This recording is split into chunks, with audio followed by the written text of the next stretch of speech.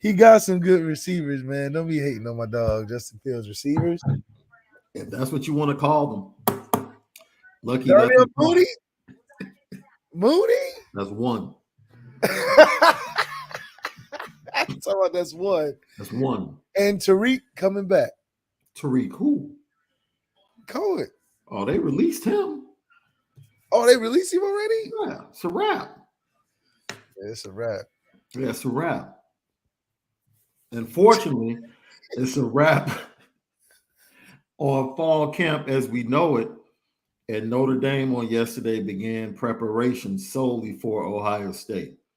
We're going to hear from the biggest trash talking unit on the Notre Dame squad, the safeties. The safeties. We're going to hear how they've changed, how they've gotten better. They're going to talk about Al Golden and everything that they're going to present to CJ Stroud in week one. As always, I'm Shaun Davis. That dude right there, the original Lucky Lefty himself, Malik Zaire. We're featuring Onora Whisky, OnoraWhisky.com. It is that premium American whiskey, OnoraWhisky.com. And if you drink, please make sure that you do so responsibly. Like, come on. Come on, you got to do that. So, preparation for Ohio State, we saw that Steve Angeli is rocking the number 7. He is CJ Stroud for the next 2 weeks. He kind of mirrors him as far as size, maybe an inch shorter. Just as stocky as CJ Stroud. I doubt that he has the arm strength yet as a freshman, but he will have the task for the next few practices leading into the game to emulate CJ Stroud. And it's so amazing that in this time, and we're going to hear from DJ Brown, who made reference to Aldrich Estimate jokingly, and it was a fantastic piece of video. We'll get a laugh out of that. But I want to talk about what this back end means. And one of the things that upsets me the most, bro, we talked about it a little bit yesterday. This is a matchup with Notre Dame and Ohio State where you have two big brands, two storied programs with questions. Unfortunately, because of the narrative connected to Notre Dame, people deem the questions about Notre Dame to be bigger. And when you have a quarterback tends to cover up questions as well. A lot of questions. Yeah. You have CJ Stroud and people kind of forget, the interior of that offensive line is kind of real suspect. The linebackers were kind of they had questions about their depth on the defensive line. Like people forget all of that stuff. Like they forget that such a shiny object in the house. Yeah, they forget that the last 2 games they played last year, they got pushed around by Michigan and Utah in the trenches. Like that, all of that goes to the wayside because you have CJ Stroud. So CJ Stroud is going to carry you through a lot of the bad wounds that you're carrying as a team through the season because he can just make everything so right, being able to score the football at a fast clip. Yeah. So if I asked you, the quarterback position is so intriguing. And if I asked you, is Tyler Buchner one of the top 25 intriguing quarterbacks in all of college football going into the season, what would you say? 25, yeah, that's a lot of quarterbacks if you count 25. But I think it's what is he going to be able to be productive with the talent and the coaching behind him.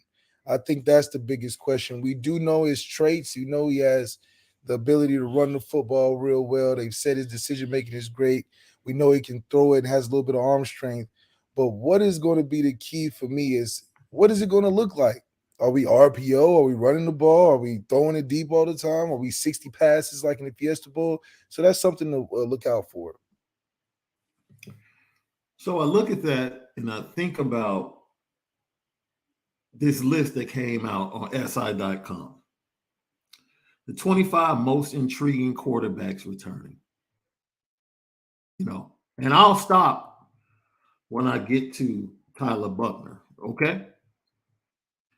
Coming in at number 1, Caleb Williams. Number 2, Bryce Young. 3, CJ Stroud. 4, DJ Uiagalelei. 5, Quinn Ewers, Grayson McCall from Coastal Carolina at 6, Dylan Gabriel, Oklahoma at 7, Spencer Rattler, South Carolina at 8, Cameron Ward, Washington State at 9, Stetson Bennett, Georgia at 10, JT Daniels, West Virginia at 11, Will Levis, 12, Kentucky, Anthony Richardson, 13, Florida. Whoever starts at Michigan is at number 14, Casey Thompson, Nebraska at 15, Tyler Van Dyke, Miami, 16, Hendon Hooker, Tennessee, 17, Devin Leary, North Carolina State, 18. Sam Hartman, Wake Forest, 19. Michael Penix, Washington, 20. Hasn't played in almost a season and a half, but okay. 21, Bo Nix at Oregon. 23 is Keaton Slovis at Pittsburgh. Jake Haener, Fresno State at 24. Coming in at number 25. Number 22 is Spencer Sanders, by the way. 25, Adrian Martinez from Kansas State. Oh, no mention of Tyler Buchner at all. Now, I promise you talking about intriguing. If it was about the most intriguing quarterbacks, bro, I promise I can take at least 15 of those quarterbacks off. Yeah, JT Daniels is not intriguing. At all. Keaton Slovis is not intriguing. Not at all. Sam Hartman isn't going to make national television all season. Coastal Carolina's quarterback, Washington's quarterback, like you said, ain't played in a year and a half. Anybody from Michigan that starts don't matter because they don't win when it matters anyway. Michael Penix Jr. has been out, dude. What's intriguing about him? Yeah, what's intriguing? Like, at least, we've never had an Asian quarterback at Notre Dame. That's intriguing in itself. That's pretty cool. That's at least more intriguing than any other body's background story. Not to mention the fact that he's a Chicago kid. But I'll let that, he's a Chicago kid. People think he's a California kid. He was born in the Chi. But, I'll let that marinate. Let it marinate. Yeah, but Tyler Buchner has got to be top 5 most intriguing because it's sink or swim with our team with Tyler Buchner. If Tyler Buchner is who we believe he should be, I just got an idea. We should put out a T-shirt with the number 12 that says NY or die. New York or die. That's right. Have a big apple. Holding a big apple or something. With a big apple. Yeah. Yeah. Okay. Go ahead, bro. Yeah. Look, the website coming soon. But Tyler Buchner has to be the most intriguing because for Notre Dame to be where they want to be, he's got to be in New York. Mm-hmm. And he's not in New York. He's not considered to be in New York yet. That's intriguing. Number 2 is if he doesn't do well, we can easily slip to number 15 in the country, down in the 20s, knowing how the college football playoff committee feels about us. So we're definitely on that weeble wobble of if we don't have a bona fide starter, a guy that we can point to and be like, he's the front of college game day posters, then we're not going to be the team that we know we can be to win a championship, regardless of all the great stuff we have included. And it's really because it's a quarterback-driven league. Like DJ Uiagalelei is not interesting to me. That's probably we know who he is. We know who he is. We know like what's coming behind him, and we're more excited about Cade than we are DJ. I was excited about DJ before the game when he played us at Notre Dame. Yeah. After the game, I wasn't interested anymore. So he shouldn't even be top 5. I think Spencer Rattler should be number one. Tyler Buchner should be 3. But I really like Caleb Williams. That's my guy, so he got to be coming there too. And then the usual CJ Stroud. I think is interesting. I think CJ Stroud is interesting because of expectations. I think CJ Stroud is interesting because he still has a first round, second round moment to prove, in my opinion. If you're talking about just being the number one guy over Bryce, or just being that bona fide guy that for a doubt is a Heisman candidate, not Heisman candidate, but a Heisman winner because he has to have a Heisman moment. It'll be an interesting first game for him. Yeah. That could be his Heisman moment, the first game of the season. Wow. Yeah, that's a good point. So it's a lot riding at stake for what we're seeing in the quarterback world, but half of these guys aren't interesting. Half of these guys are just 2 or 3 year starters that been floating around and they're hoping they splash. But we know what's up. Lucky Lefty podcast, and we're talking about going from fall camp and going into preparation for CJ Stroud and Ohio State Buckeyes. DJ Brown's possible starting safety opposite Brandon Joseph. He met with the media and talked about, look, man, I'm tired of hitting certain people. I'm ready for Ohio State. Each other for the last 3 weeks, so you get tired of tackling guys like Aldrich all the time. But yeah, definitely, I think probably around the end of last week, like right after our Jersey scrimmage, that's when I was like, all right, like I'm ready to go against Ohio State. So I mean, when you first start fall camp, it's cool, like just getting back into the swing of things. But like as things go on, you just want to play other teams, So I'm excited for the opportunity. He's excited. They're ready. Like you about to fall asleep though, man. You know who you going against? You going against a bona fide G out there now. So you gotta wake up. To hit somebody else. I'm tired of tackling Aldrich. Them other boys ain't easy to tackle either. But I am excited that they know in their mind. They know in their mind where they try to head to, and it's time to get rolling while everybody's still healthy, and let's make it happen, guys. Look, man, it's one of the most incredible things about this team is that they do have questions. And as I said before, in comparison to Iowa State, who also has questions. But the questions aren't uncertainties. I think that's an important point to make. Mm-hmm. We question, but we also have a knowledge of what we have to where we're not questioning in the sense of, are we going to be good this year? We're questioning, okay, is the production going to meet what the moves have been made and what they look like? Tommy Rees been getting called by every popping fire team, NFL, college football, wherever. The question is he going to live up to it? The question is we going to have a top 5 scoring offense and a number 1 first round or second round quarterback? That's the question. We're not uncertain that we are going to be productive. I know Tommy can call some plays. I know Tommy can get up and down the field, but scoring, top 5 scoring offense is real specific. That's the question. Not uncertain that we're going to be productive. I know we're going to be good. We got Michael Mayer. We got Lorenzo Styles. We got guys. But the question is, are we top 5? Are you producing the first, second round talent quarterback? I'm going to be honest with you, bro. That rumored meeting back in March that took place, that was reported that he made a trip down to Miami. I'm not bringing it up to debate that. I'm just saying a nice duplex condo on Ocean Drive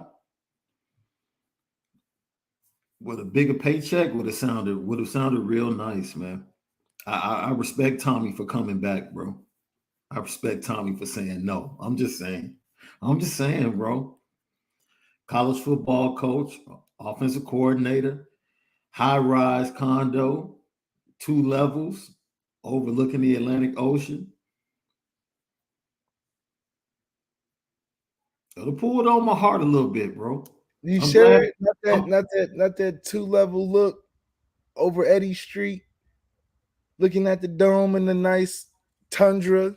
I can't believe you just said that. I can't believe you just said that, bro. You're stating my case even further. But you got to think though, nobody's watching Miami either this year.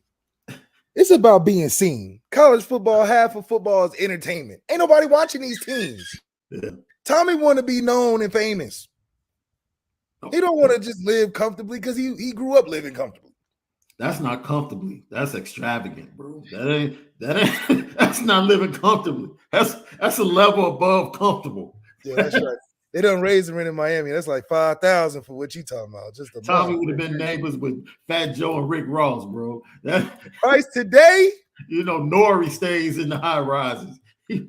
Tommy would have been the first OC on Drink Champs. On Drink Champs. No interview. Just Tommy would have had fun on Drink Champs. Keep it up. When you get Tommy, Tommy has fun when he go out. Yeah, Tommy would have had a ball on Drink Champs. Tommy's a good time when he out. Looky Lefty podcast, man. Let's get to it. So, look here, man. Brandon Joseph. I put up the equation yesterday, right? 16 is greater than 14 all over the world, right? Before we get to that, I would like to nominate Brandon Joseph because we initially put somebody else as the PR person for Tyler Buchner. I would like to nominate Brandon Joseph as his manager of his brand. Because in 10 seconds, I think Brandon Joseph probably said exactly what Notre Dame fans have been waiting to hear about their quarterback when he was asked about 12 TD. Beast, man. I'm excited to have him run this team, run the offense. Throws an amazing ball, throws a pretty ball, makes smart decisions, and can go run that thing. I mean, let's go see what he can do. That's all you want to hear. 10 seconds. 10 seconds. In 10 seconds, Brandon Joseph said all that. That's all everybody wanted to hear. And he ain't getting one ball thrown to him. No. He ain't getting one reception this year on offense and can say everything you want to know about your quarterback in 10 seconds or less. In 10 seconds or less. Hit all the points. Throws a pretty ball, runs the show. And I like his order. I like the order of it. Because he put the pass in first. He put the pass in first. Because that's what he's there to do. And then he said, "Oh, let's not to mention the run. Yeah. Throw it in there at the end because we know about that." But he called him a beast. He called him a beast. Yeah. That was the first word he used. Yeah. He's getting right to the meat and potatoes. Yeah. I ain't heard that about a quarterback in a long time. The man a beast. I'm like, oh yeah. His hamstrings and all that good too. He a beast. I'm like, oh, we got a beast. Oh, you can't tell me that's not top 25 most interesting. You know what? That hearing that clip has to be top 25 most interesting quarterbacks. Gotta be. Cause everybody's gonna be like, a beast? Yeah. Like, who is that? Yeah. What? Yeah. Has to be top 25. Saying that about Sam Hartman. I'm sorry. Nobody care about nobody down there in Wake Forest. Yo, shout out to Sam Hartman, man. Hope you get healthy and have a healthy season. That's right. Have to get this in. Skeet Davison. Appreciate you tapping in, man. My O's about to beat up on your White Sox. Skeet, please do take us out of our misery. Please put us. Are you, Shaun? Please have us 5 to 6 games out of the race after the series. Take us out of our misery. Allow us to move on. Allow us to move on as a fan base. Because we're tired, boss. We tired. We tired, man. You can't even convince the man to go back and forth with you, man. I don't Skeet. I don't care. Please beat up on us. Please beat Cease tonight. No, don't beat Cease tonight because we need him to win the Cy Young. That's the only thing we got going. Okay. And then do what you will after that. Or just let Cease shut you out through 8 and win it in the 9th. Yeah, that's perfect. That's perfect. That's perfect. We don't care. We don't give a darn right now. Yeah, the wins ain't the thing that y'all want. Man, you got to. I had a manager give the team 4 runs in the first inning yesterday, bro. Just gave it to him. Like, here you go. Take 4 runs. It's the most ridiculous thing I've ever seen in my life. Lucky Lefty podcast. So Brandon Joseph not only gave a shout out to his quarterback, but he also talked about being an AP All-American. And you're going to love this, bro, because he really doesn't give a darn about the accolades. Notre Dame. Someone's already had that preseason accolade here before. I ain't gonna lie. This year, I throw that behind my back. I don't look at it. I use it to help me build my brand. I use it to help build the image of Brandon Joseph. But I'm focused on one thing, and that's the opponent of the week. I don't got time to focus on all that. I did that last year. It didn't work out for me, so I'm focused on what I need to be focused on. You're a very confident guy, just based on that response, but seeing your leadership on the field as well. What has kind of, I guess, fueled that confidence throughout this fall camp, throughout the spring or something? Yeah, I like to say my boy Greg Newsome. I really got my confidence from him. He was a corner at Northwestern. Me and him played 2020 when I went All-American. He went first round that year, and that man really taught me like having that confidence out in the field. He was the most confident, most cocky player I've ever played with. And I really learned from him. And then for me to hit the portal, and I could go wherever I wanted. So I was going to go to the place that I think I'm going to join the best football team in America. And I chose Notre Dame. Like, I chose them. So I have to be confident in my decision of coming here. And once I came here and I'm surrounded by all these great players, great coaches, preaching great things throughout this program, I couldn't imagine being in a better spot, and my confidence is at an all-time high right now. That man said, I chose Notre Dame. Like, don't get it twisted. I'm freshman All-American. Like, I'm a dude. Don't get it twisted. Yeah, he said I'm a guy. I chose Notre Dame. I could have gone anywhere. I chose to be here. And I'm glad I made that right decision, because with everything I'm surrounded with, let's go. I don't care about AP All-American. I was an AP All-American as a freshman. I don't care about that. I'm here to win. I'll keep that. Yeah, it's stuff you love to hear. I mean, I just wish he was like more of an interior defensive player, but you want to see the stuff you've been saying that since the spring. Like, yo, if I could take Brandon Joseph and all of his talk and put it in the front 7. Yeah, I'm gonna have to repost that. I'm letting people know.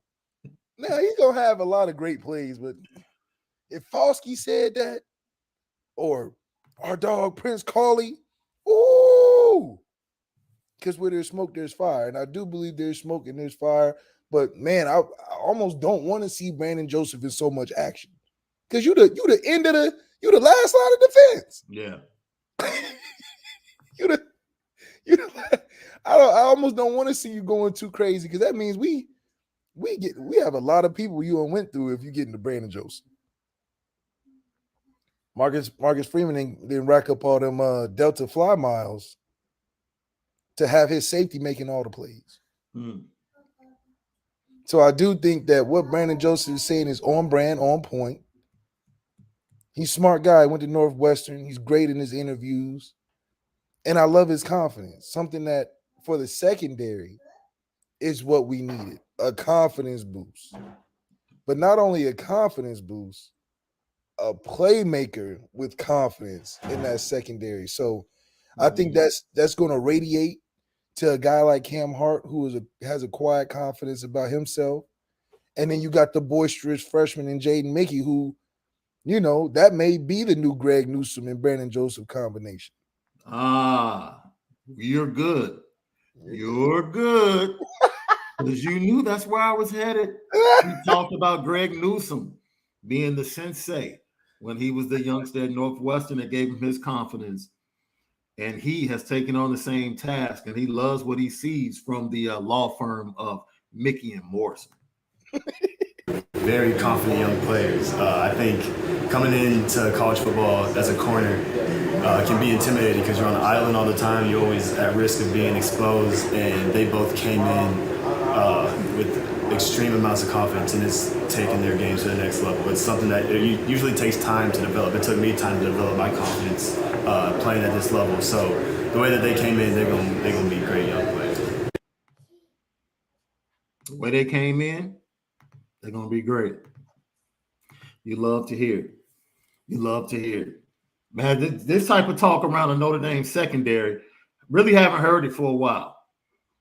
Maybe since like Kavari and yeah. Everybody else after that just been, hard workers and stuff. Yeah, Kavari talked as a freshman, and he wasn't even a DB. That's what makes that wild. You ain't DB, yeah. You're a running back. You're a running back, fam. You over there talking? It'd be the positions that I wish it'd be the wrong position. Right words, wrong position. So Brandon Joseph, once again, he not only talked about the youngsters, Tyler Buchner, and forgetting about being an AP All-American, but he just talked about what it was like to make the decision and to come to such a senior-laden team with senior leadership and championship hopes. Being on this team, I know whenever I hopped on the phone with Freeman the first day I was in the portal, he said we're returning 18 starters, and that's one of the reasons I wanted to come here. And I didn't really understand or realize at the time, like, the senior-led team that I was really coming into. We have a lot of seniors on this team that have been through a lot, that have great mindsets, that are hard workers, that want to go be the best. And so for me to step into an environment like that as a proven player, as someone that's played in the Big Ten, played in the Big Ten championship, it was great for me, honestly. I was able to come in. I'm still learning. Like, I was able to learn from all these seniors that are great leaders, that are great people in general. And it's been great for me. I used to think, like, lead by example, like, just go out there and go as hard as you can. But what do you do when every senior's out there going as hard as they can? Like, everyone's leading by example, so you got to do a little bit more. You got to be vocal. You got to bring guys along with you. You got to make sure everyone's getting better alongside of you. And so it's been great for me to come to such a old team that has a great foundation already set. I've been honored, honestly. Did you hear what he said? You got to bring people with you. See, that's why I say 16 is greater than 14. You got to bring people with you. You just can't be a standout. As a leader, you have to bring people with you.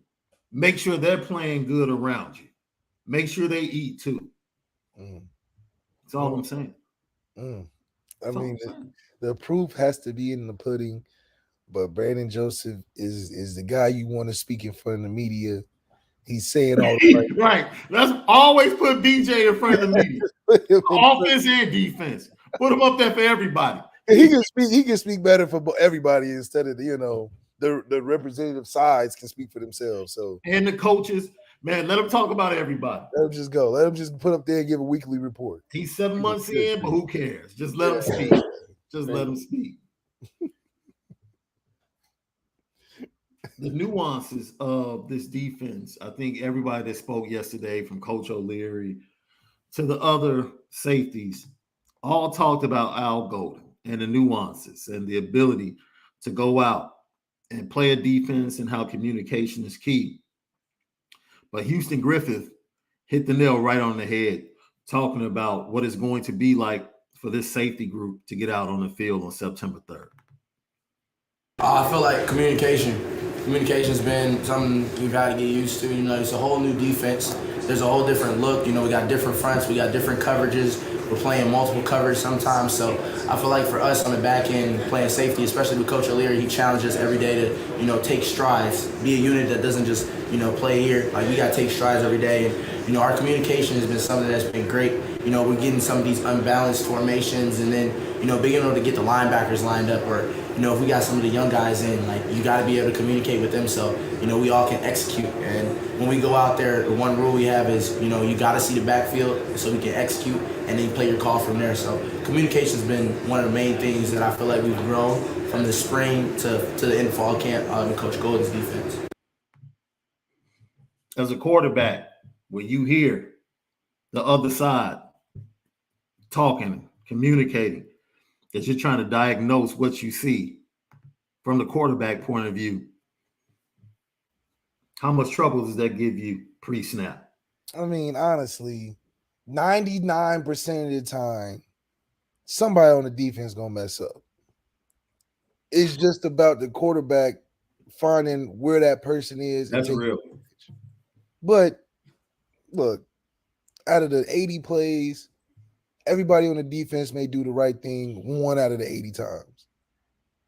But that's what makes the game so fun. You got to find that 1 out of the 11. But when a team is functioning where they're communicating at a high level, it just makes it harder to find those inequities, or it's hard to find those 1 or 2 guys, because a guy like Clarence Lewis, who may be the weak spot, the way Brandon Joseph is assisting through communication, I can't get those looks.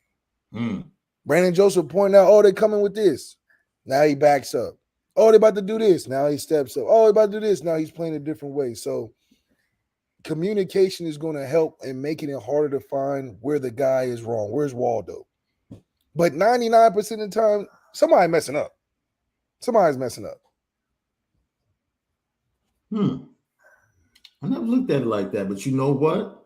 Now I learn from the actual gridiron great that is you, because I love when people see I'm a listener, bro.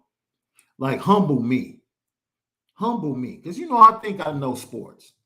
So I love sitting around guys that played the game and they say things that put me in my place to let me know, you know what? You can only get to a certain level. You didn't play. So if you didn't play, it's a certain view you'll never have. Because you know how you watch a play on replay and you scream to the quarterback, he was wide open. Why didn't you see him? And what you just eloquently spoke is like, yo, it's a certain thing. Yeah. That caused him not to see him. It's not as easy as you think watching on TV saying, look, he's wide open. And it's little stuff. Like, for instance, if you got 3 to the field, you got all out breaking routes. Most people are going to say, throw it to the most inside guy. Yeah. Because as a result of the play, after the 1,000 times of running it, the probability is that the most furthest inside guy is going to catch it. Mm-hmm. So you're going to have every coach in America throw the guy inside. But as a quarterback, the way to read it properly to get the most completions out of the play is to read outside in. That's when you see guys throwing picks and you're like, you threw it in between 2 guys. That's because his eyes wasn't in the right place. So for a lot of the reasons, coaching is one thing, but playing the position is another. And when you coach, you're explaining a play, it may take you 10 minutes. You don't got 10 minutes on the field. So as a quarterback, you got to say, how am I going to take that 10 minutes and make it 3 seconds? So that's how you have to train yourself as a quarterback. What a lot of guys find a hard time to do is that you can talk to a lot of these quarterbacks. Oh, you do this and then you do this and defense, and you go here. The guy does this, you're getting sacked. Yeah. You're getting sacked. So you're like, man, he's super smart, man. He knows everything, but can't play a lick. And that's because they're not training themselves right. If you training a play, it should be dig, post, check down. That's it. Now you don't have time to talk about I gotta fake a safety over there and do this over. You can't make anybody do anything, even in football. I can't make a player run over here, nothing. It's a misconceptions out here. I can't stare a guy off. It's impossible. Because what they're going to do is they go, oh, if he's looking one way, just go the opposite. That's film study. So you have to play the game real honest, and it's about being simple. And that's the difference why a lot of quarterbacks can't translate the knowledge they have to the field. Because they want to give you a dissertation about it. Yeah, yeah. But Von Miller ain't hearing no dissertations. You better get that thing out in 2-3 seconds. Lucky Lefty podcast. Now, yesterday, I don't know if you knew this, because we're going to get back to Houston Griffith in a second. But yesterday, it was announced that Michael Jordan will be in a character in PGA 2K23, which is very interesting. They didn't give him the MC Hammer parachute pants like he normally wears on a golf course. They actually gave him some basketball shorts, but We just wanted to ask LL and you, my brother. How you gonna play? How you gonna play a Chicago great like that? I mean, that's what he rocks, bro. I'm just saying, he loves to hammer parachute pants. That's what he does. Hey, dude, when you have that much money and you MJ, You not gonna he not rocking with the European cut, is what you're saying. He going with not at all. Not at all. And maybe his knees are bad and he needs ventilation or room. You know, I'm all for it. He's too old to be rocking the skinny jeans and the skinny look. But is there a thing? It's like when you get that much money, it's like, is it a weird thing to do stuff like that, or is it, or what? Or you just don't care? I just think you're actually being yourself. Oh, that's true. I think you're being yourself. I mean, you know, unless you have some young people around you that are willing to keep you young. Okay. It's right? the youth around you that keep Yeah. Because I would be honest with you. If it wasn't for my nephews, my musical ear would probably be real old. outdated. Yeah. Yes. But because of them, I'm locked They in. keep you in the game. Okay. Yeah, I'm locked in. So you know, I appreciate it. I would probably be in the musical hammer pants myself.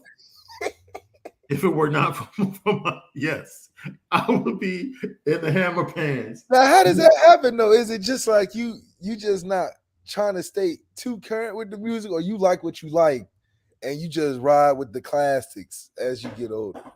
No, classics are like my workout. Okay. Like if I'm working out, I'm not listening to anything within the last 5 years. Okay. Nothing. Like my You're workout more likely is to hear definitely, In the Club by 50 Cent than it's anything. definitely classic stuff. But then like I really like driving the new stuff and like experiencing new music and checking out new artists when I'm driving. Like, that's my time to check people out. When I'm at home and in my haven, that's when I pay homage to my time period. That's like an intro to any BET movie. Yeah. That music. Yeah. And Garland Doxy said it the best, dude. Hammer pants and a big cigar as he plays golf. That's who he is. Now, my question to you and LL Nation: if you could drop a character of yourself into any video game, what would it be? What would it be? If you could drop a character into any game of yourself, what would it be? Mine would be 007 because I was a huge 007 video game fan. I would be James Bond, bro. That'd be kind of cool. I'll be the first brother as James Bond. Nice tuxedo, but my tuxedo wouldn't be all black. I would rock the white with the black lapel coat with the black tuxedo pants. But then I would have some. You got to watch out for the stains now. No, I would have some Mgilla Concords on. I have the Concords on to really, or the black breads. The all black classic. bread. Can't go. Yeah. You know, because I would not wear dress shoes with my tuxedo in the video game. Would definitely have to be some Jordans. Okay. No, that's hard. Hard. Let us know. Let us know what you would rock. I thought it would be interesting to see. If I had to choose, I'd probably be one of those. If I had to drop somebody else in a video game, I'll start like that. I would drop Skip Bayless in a UFC video game. What? But have him like debate as he's fighting. I just think that would be cool. If I had to be in a video game, though, I would probably be wanting to be in like one of those like Far Cries or those RPG games like Red Dead or something. Like a Grand Theft Auto type of thing where you can get like the super nice crib or, you know, with the cars and doing side missions and stuff. That'd be pretty cool. I would do something like Max Payne. I'm about to sit my GC to the side for a second. Right? Because I live a life of GC, so I would use video games to be able to live another life. Oh, okay. So, you know, Max Payne used to eat the painkillers to build up his life Right. in Max Payne. I would not take painkillers. I would make the painkillers ecstasy. Oh, okay. I would So do something crazy like that. Yeah, you gonna be. You ain't gonna get nothing done. You gonna be. I would do something crazy like that, bro. That's hard. That's hard. You know, or maybe like a Tomb Raider. A Tomb Raider would be cool, but some of that stuff be kind of. I feel like in person, it'd be kind of a little freaky now. Some stuff dropped from the temple ceiling and something. You gotta run from it, and you some trap levers and stuff. I think it'd be cool to be like in a Star Wars video game. You know, you running out there, you got the Obi-Wan Kenobi swag and different planets. It's a lot of different games I enjoy. Yeah. So what is preparation like? Like what is it like for the players when the switch happens? When you go from competing against each other to, okay, we're locking in on our first opponent. Man, it's all about your routine, especially for a quarterback.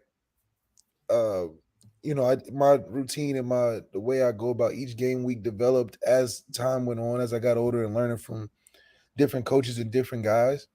But my final process that I've been able to put together, I'm spending 10 hours a week, which means it's 2 hours each day, nothing more, nothing less. I think those 2 hours, if anything, you know, I heard a great quote from one of my favorite rappers, Larry June. He said he only raps for 3 hours a day. And then everything else, he just does regular people stuff. He waters his plants, goes run errands, goes to the grocery store. But he said rapping any longer than that can give you anxiety. It gives him work anxiety. Like, oh man, I gotta think of something, and it may mess his whole day up. So I had to learn to be like that as I got older through the process of getting through a season and doing it constructively, because all preparation comes down to is the confidence in what you're going to do. So you can always study, you can always look at something, but using those 10 hours in a week constructively, those 2 hours are focused hours to where I'm getting what I specifically want to get out of that day. And that comes from planning. So you have to be able to break your week down leading up to game day and make it constructive enough to where when you're going out there for the game is streamlined, simple, and you can get into it. So it's a lot like how coaching can be a 30-minute dissertation. You got to simplify your whole game plan and what you're going out there to do as a quarterback the same way. Make it really simple, but don't overdo it because that will drive anxiety, but don't underdo it because you got to put the hours in to prepare the right way. It's interesting you say that because DJ Brown mentioned when he was talking to the media that now we're focusing on our Ohio State calls. And Brandon Joseph, I loved it. Brandon Joseph was like, I've played them. I prepared them. I prepared for them before multiple times. So I'm used to this. Like I'm used to this. And it's crazy because, and this is not a shot, but it was kind of like you could tell in his face the questions that were being asked as far as like coming from Northwestern to Notre Dame, almost like, okay, we know Notre Dame is a better football program than Northwestern, but this dude is not coming from an Ivy League school. He played in the Big Ten. Yeah. Like he played against legit competition every week. I mean, but that ain't no, like he threw that in there. I did remember that. He was talking about in the Big Ten, this and that. But the Big Ten, but Northwestern just climbed out of the depths. Okay, but mediocre Big Ten. Let me tell you how he would counter. You go look at who's had the most first round picks between Notre Dame and Northwestern in the last 4 drafts. Oh yeah, it's Northwestern. You know what I'm saying? Yeah, we got more players though, but they got more first round talent for sure. They was having on both sides of the ball. 3. Yeah, they had like 3 in 1 year. Like what the? So it's like, the squad he was talking about that made, dude, if you're on a squad in Northwestern that makes it to the Big Ten championship, that's a squad. Yeah, that's a squad. That's a squad. Because his vet was Greg Newsome. Yeah. And His he went other first bet on the round. offensive line was a first-round tackle. Oh yeah. It's like, and they had like Patty in the middle. That was like a second, third round middle linebacker. Look, Look, they had dudes for sure. and they held that Ohio State team with Justin Fields and Chris Olave. Same dudes. Garrett Wilson was out there. No, one of them missed that game. I think it was Olave that was injured, and Garrett Wilson played. Mm-hmm. No, Garrett Wilson was out, and Olave played. But either way, he's ready for this game. yes, that's the point. Like, stop. You don't have to bring up that coming from Northwestern. Like, hey, I'm a dude. I'm a dude at Northwestern. You know how RBD is. We got that arrogance. We know you coming from wee little Evanston on a wee little TV contract where you play wee little games. But he's a big time player. It's a bigger stage. It's a way bigger stage. And you know the Notre Dame media gonna play it up. You're playing every week on television. You traveling across the country, playing everybody. How do you feel? Are you going to be ready? But good for us and good for Brandon Joseph. He's a player that could have played at Notre Dame in the beginning. He's got the talent. He's got the confidence. So I don't think the whole big stage moment is going to phase him too much. And he's a veteran. It's like you grown, you old. It's time to, get locked in. Enough of the, the frivolous stuff that you see in recruiting. But I do think that the best part about this also is that we got a guy that can hold the fort now. So a lot of times fans and even some coaches can be uncertain about what's rolling out there, even if they're field prepared. But with a guy like Brandon Joseph, who's been there, done that, and is motivated. I mean, the man is speaking all the right language. Marcus Freeman can go home and sleep well at night knowing that back end is going to be majority covered. The shocking thing that he said, someone asked him about, being at Notre Dame. And he was like, 7 months ago, I wasn't thinking about being at Notre Dame. I was trying to go pro. Like that. He was like, man, I didn't have any thoughts of coming to Notre Dame. Yeah. I was like, yo, where's my draft stop? Yeah, where am I training at for the draft? Right. And he was like, yo, when I decided to come back to reassure that I could play for a better team, better program with a chance to win, and make myself better and improve my stock, Notre Dame shot to the top of the list. So, yeah, I just found that interesting, the dialogue between the media and him yesterday, the constant bringing up of Northwestern as if, he hasn't faced Ohio State 3 times since he's been at Northwestern, hasn't prepped for Ohio State, doesn't know Ohio State, hasn't faced those wide receivers, and faced C.J. Stroud last year. Didn't quite go too well, and someone even asked him a question saying, like, man, what does it feel like? What's your expectations coming in to Notre Dame, seeing that, you didn't live up to your expectations or play up to expectations last year? I was like, what? Like, did you sit down and break down his film, all 12, like all 11 games? I'm like, wait a minute, because I know you're not basing it on team performance and like stats. Like, oh, he played with some bad players. Yeah. That was a bad Northwestern football team, specifically defensively, because they're usually very solid defensively. Very solid. But last year was like, last year was crazy. But they had a lot of defections after the COVID year. A lot of kids chose to go elsewhere rather than stick around, and that really hurt them, especially on the defensive side of the ball. 100%. And that's just what happens when you aren't an elite program and have a tradition of being an elite program for years on end. Because in situations like that, you're leaning on what makes your program special. Isaiah Foskey, we talked about it last time. If he was at Northwestern, he's gone. He's gone to the league. He's not coming back and being like, I came back Northwestern because I'm a win a championship. That's not even a thought. So having a program as stable as Notre Dame, you're going to be able to have a lot of retention. Fortunately for us, we were able to accumulate great talent through the transfer portal. And I think this is setting a trend for every year. We're going to get one or two guys that you're going to know about. Yeah. Transferring to Notre Dame after seeing the success of Brandon Joseph, Jack Cohn, the Harvard lineman, D lineman we're getting in. It's going to be a mini factory. Now, hopefully we don't become a transfer team. No, hopefully not. we start taking all the. I mean, if we get Brandon Joseph every year, I'm for it. Yeah, we're for it, but that's one guy. We ain't trying to get a whole unit. It'll just mess up the flow of development. But right.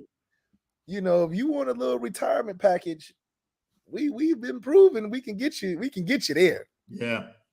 And I think that's going to be great value for us. And when we do graduate, let's say a Jaden Thomas in 3 years or something, we can get a 5-star receiver from, maybe a good school like Clemson. We'll turn into the Georgia, Alabama situation. Yeah.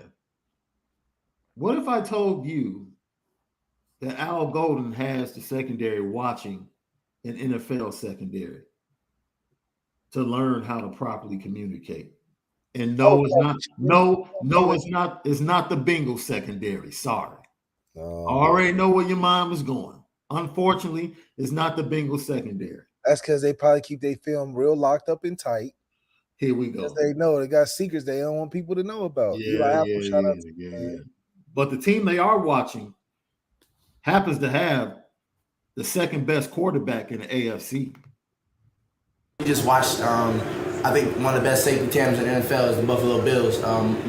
Micah Hyde and Jordan Poyer, like two of the guys that their safety disguises are just perfect, and that's why they're some of the best safeties in the NFL. So I feel like for us, we're going to have a lot of fun this year playing with these pre-snap looks, and it's going to throw a lot of these quarterbacks off when they're making these reads. So I feel like going through week 1, week 2, the whole season, it's going to be a joy for us, and we're looking forward to make plays just being in those pre-snap looks. Like, it's going to be able to create a lot of matchups that the quarterback's not going to see, and then he's going to fall into something. So I'm looking forward to, just getting better just with those disguises and just our communication overall. See? Buffalo. Great quarterback. All-pro safety tandem. Hey, they have 2 all-pro safeties, my brother. They got some talent on defense. But what do we learn about the Buffalo Bills? They cannot beat Patrick Mahomes. That's all you learn. That's really all you learn. Look, I understand. There are a lot of people that face Michael Jordan that feel the same way. Now you got the Michael Jordan. We got a really good team, but we just couldn't beat Michael Jordan. Really good team, just couldn't beat Michael. I understand. I can relate. So yeah, that's all. Josh Allen has nothing to be ashamed of. Nothing. He feels the same way. He feels the same way that Justin Herbert feels. No. He feels the same way Russell Wilson is going to feel this year. Josh Allen should feel the same way Mark Sanchez feels. Going back to back AFC championship and losing. You just want to jump on the petty train like that? What? Why is that petty? Let's look at Mark Sanchez. Compared that man to Mark Sanchez? When Mark Sanchez went to the AFC championship, what did the Jets have? A top 5 defense. You just compared that man to Mark Sanchez, bro. I'm just saying the paths is very identical. Mark Sanchez could only dream of throwing for as many yards as he threw for in the AFC championship game. All that to say what? They got to the same place, AFC championships, back-to-back years, just like Mark Sanchez and Just simplify it. Patrick Mahomes. Just go ahead and simplify it. No. Mark Sanchez. Patrick Mahomes. It's that simple. But that's a great all joking aside. That's a top 3 safety tandem in the NFL. Yes. They have in all seriousness. So for Al Golden to see fit that they watch the way those two guys constantly communicate, move in and out, disguise their looks. That's, you like to hear that. That's a good example. And I'm looking forward to that test because all of that disguise and stuff. But you know what? Like you said, and I think you said this last week during the show, when you get guys like Bryce Young and CJ Stroud, it's really not too much you can do to disguise. They're going to figure you out. You just want to give your defensive line that 1 to 2 seconds. That's what the disguising is for. To give them that extra 1 count, 2 count. Make them think a little bit longer. Yes. So Foskey can have that 20 sack season. Yes. You might as well start out with a 4-piece, mild sauce, lemon pepper. Man, he might be in New York if he do that. You want sauce on the bread? Do you like sauce on your bread? Or Man, do you go like out the there. dip? Foskey go out there, have 4 sacks, and we beat Ohio State by double digits. Foskey going to New York. He going to New York? Going to New York. NY or die. NY or die for a couple players on the team now. Lucky Lefty podcast, man. We appreciate everyone. Want to make sure that you understand they are working on the graphics, the Tegna team for the YouTube page. Wednesday, Thursday, whenever the switch is made, our second home will be Locked On Irish. We greatly appreciate if you would go follow Locked On Irish on Twitter. We will be making an Instagram page. Go follow that now. We haven't had a chance to change the bio yet, but go follow. Also, guys, do us a really big favor. Lock in with us on the audio. Subscribe to Locked On Irish, Apple Podcasts, Google Play, Spotify, whatever audio platform you check out podcasts on. Or even if you don't check out audio, do it for us. Go lock in with us right now. Yeah, just Locked go On Irish, the double audio check. side. Subscribe to the show and set it up that anytime we post something, you get the download. Yeah. And if you don't set it up, just download it for us and check it out when you're on the elliptical, when you're out in the garage cleaning on the up. toilet, you know, making dinner, whatever you need. Anything, man. Just make sure that you can always, if you can't watch us, at least you can listen to us. You'll be doing us a great favor as we continue to grow this brand and make LL Nation and also Locked On Irish what it's supposed to be.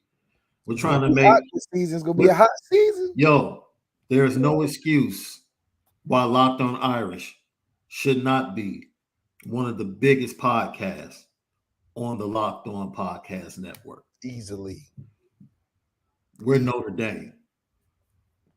We're Notre Dame. Let's do this. Let's do this. Lock in with us.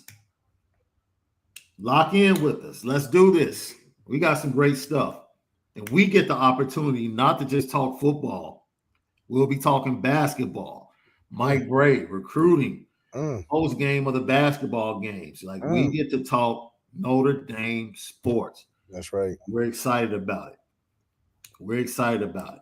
So lock in with us, Locked On Irish, Twitter, and then whatever you listen to, Spotify, Google Play, Apple Podcasts, lock in with us. No, I'm not setting Malik up, man. I wouldn't do that. You know what time it is. Petticoat.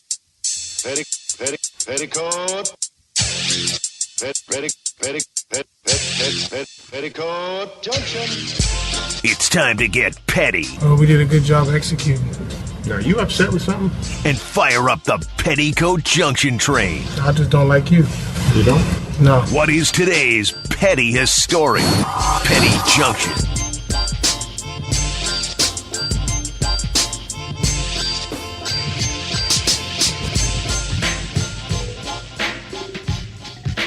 Petticoat Junction. That's right. Petty Junction, pettiest story of the day. Brought to you by Onora Whisky, OnoraWhisky.com, and Premium American Whiskey, OnoraWhisky.com. Failed to see this. Don't know how I missed it. But, yo, get the dirty players off your hometown Cincinnati Bengals squad, dog. Like, dude, whoever, I don't even want to say his name. He's not even worth mentioning his name.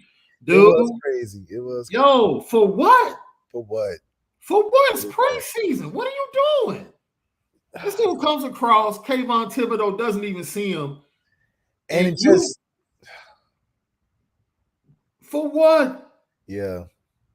See that right there, man? You're not making a team because of that, not because of nothing else. Man, that's when you get looked at sideways by your teammates. By your teammates. When you get in the locker room. Oh, you one of them? Like, the Giants players were upset, but you come to the locker room. Hey, it's hard to back your teammate up on stuff like that. Because it's like, I wouldn't wish that on my worst enemy, dog. Yo. And now this dude is out 3 to 4 weeks. Yeah. On some dum-dum. That's like us getting a 4 from 15 last week. God throws a go route on the sideline, clear out of bounds. I mean, a fan caught it, and we just blast the dude on the sideline. Just I'm talking about a helmet out the flag and all. Personal foul from the spot. You know, it's 4 from 15. We gave him 50 yards at right. Just for what? The ball wasn't even. He caught it in the stands. What you clocking the dude? It's just crazy. Oh man, unnecessary. That's when coaching is like, man, can't get out. Can't get a. Yeah, can't win for losing. I tell you. Yeah. So, and then Kevin Durant. Look, man. I would never believe you, man. I would never believe you. You go through leaking the news that you requested a trade. You stick your chest out, try to make power moves. And now you're having dinner with everybody. It was reported. This is the funny thing.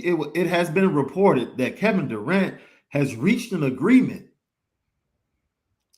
to play for the Nets this season. Well, you under contract. You got 4 years left. 4 years, like. What do you mean you reached an agreement? What are we talking about? Ridiculous. Man, get this clown out of here, man. You're not LeBron. Clown. You can't do what LeBron does, clown. Kevin. Yeah, he definitely found out he does not have that type of power. Yeah, you do not have that type of. And Rich Kleiman ain't rich. LeBron's rich. Rich is a totally. Rich Kleiman? No. You're not the right Rich. No. LeBron, the right Rich. Quinn Kibler. Shaun, are you an Owls or Portillo's guys? Both. Both. My burgers, Portillo's. My Italian. Really? Beef, wait a minute. Portillo's. You taking the Portillo's burgers over the beef sandwiches? No. You gotta let me finish, bro. Oh, I was about that. Owls has better Italian beef sandwiches, combo sandwiches. Because I do the beef and sausage combo. Okay. Al has a better combo than Portillo's. They both serve burgers, but Portillo's has the better burger. Okay. Than Al's. That's why I say I do both. Because if I want a burger, I'll go to Portillo's. If I want Italian beef, I'll go to Al's. If I want that chicken croissant, that grilled chicken breast with the croissant, I go to Portillo's. Right? If I want the salad with the strawberries and chicken, I go to Al's. Oh, so you know the orders. You got the orders down. If I want the shake, Portillo's. Yeah. I'm about to, man, the shake's been good over there. Yes. So I do both. Shaun and Malik, what traits from Lou Holtz and Jim Tressel do you want Coach Freeman to use in his coaching style? Both mentors, and I'm sure have already taught him a lot. I'll let you handle that, bro. Yeah, I mean, you said who taught him a lot? My bad. No. What traits would you like for him to take from Lou Holtz and Jim Tressel? Man, I really do believe that he's got a lot of it already. And it's not being a player's coach. Yeah. I think him being a player gives that essence of a player's coach, but he's more of like your big brother that you want to make proud coach. It's like a new level of coaching. It's not a coach's coach where he ain't messing, he ain't a Brian Kelly where he ain't talking to the players, he ain't a CEO type of thing. Yeah. But he's not a player's coach either, to where players are just like, oh, coach, and slap him on the back. Oh my God, let's go to the bar and da da da. No, he's a respected player's coach. Where what Coach Tressel did such a great job of is having that father figure feeling when you were on his team, to where it's like, we're good because we got Coach Tressel, a comforting factor that he had around the team. And then on top of that, you knew that if you just listened to the man and believed and bought into what he's putting into the program, you're gonna make it work.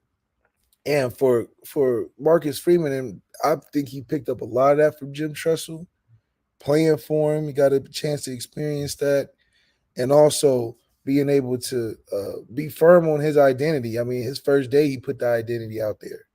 And I think that's something that he got from Coach Tressel. Now, from Lou Holtz, I think the magic aspect that Lou Holtz has and the mysticism that he brings, where you hear so many stories that you've never heard before of Lou Holtz because he has so many great moments. That magic, mystic kind of thing, or aura that he has, I think Marcus Freeman should take some of that up as well. I'm not saying he got to pull out the newspaper and do magic tricks, but there's a mysticism and a magic that Lou Holtz carries with himself that even in his age now, there's guys that will still run through the wall for him. So I think those are the type of things that he but he could benefit from learning from those two guys. And I think it'll just really, and he can put his own spin on it. I think that's what makes him different. Yeah. He can put his own spin on it. I didn't know he was a good actor. He can go in there and really do it big. So shout out to Marcus Freeman for being a balanced guy. Yeah. He's not a super X and O's guy, but he's not a super sell you to the farm and get you to come to Notre Dame either. He's going to play in the middle, but one thing serious about him, he's a football guy, a football coach, and he likes to win. Ryan Loftus, thank you for tapping in as always. Is there any news on Cam Hart? Relax. He'll be out for 2 or 3 days in practice. He'll be ready September 3rd. At least that's what I've been told. I can only tell you what I've been told. Please, everyone, wish my son, Mike Sullivan, thank you. Wish my son luck tonight. His first football game is tonight. That's what's up. He earned a starting receiver spot. Yes, sir. Blocking. That's right. Block first.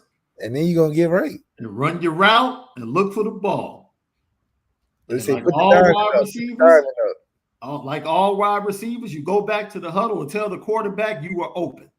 Yeah. Oh, yeah. No matter if you covered, if you fail, if you didn't even run a route. Right. I was open. Man, we appreciate you guys. Hit the like button. Hit the like button. Notification bell, so every time we go live or we post, you shall know. And share Lucky Lefty Podcast. As one of LL Nation said, we will begin to put all of the connections for Locked On Irish in the description in each and every podcast. So look for that.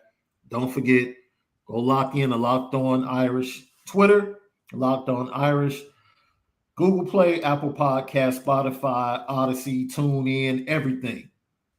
Lock in with us and subscribe and download each and every show. For the original Lucky Lefty himself, I'm Shaun Davis. We'll be back tomorrow, same time, for another edition of the Lucky Lefty Podcast. Have a fantastic day, but most of all, make sure